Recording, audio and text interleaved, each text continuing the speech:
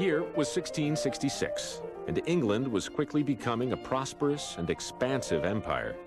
King Charles II sat on the throne, and his capital of London was the largest city in the world. But London was suffering from another onslaught of the bubonic plague.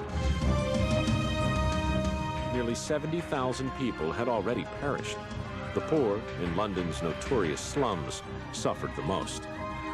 And yet, the plague was about to be overshadowed by another adversity, a disaster that would change the face of the city itself. At 1 o'clock on the morning of September 2nd, a bakery near London Bridge caught fire.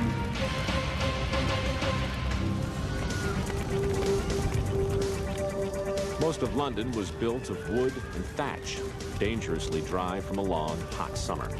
For 3 days, a constant wind blew the flames deeper into the city. At first, the king was occupied with more important business, but after the fire had destroyed the Royal Exchange, Charles was persuaded to take action. Soldiers and laborers were recruited to battle the flames, and a citywide effort to fight the fire began. Even the king himself joined the bucket brigades.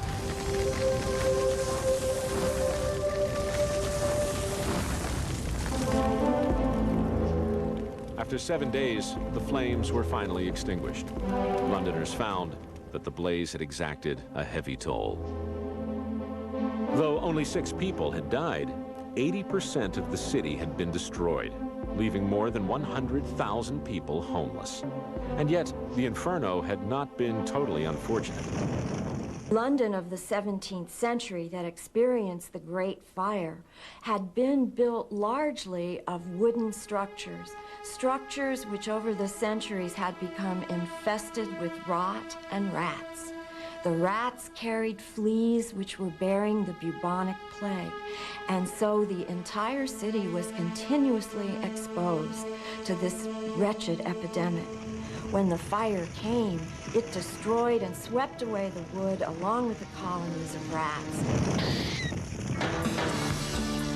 Soon, the heart of the city was rebuilt.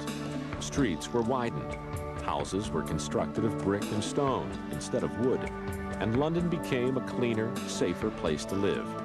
But perhaps most significantly, the cycle of plague had been broken. The dreaded disease never again terrorized the people of London.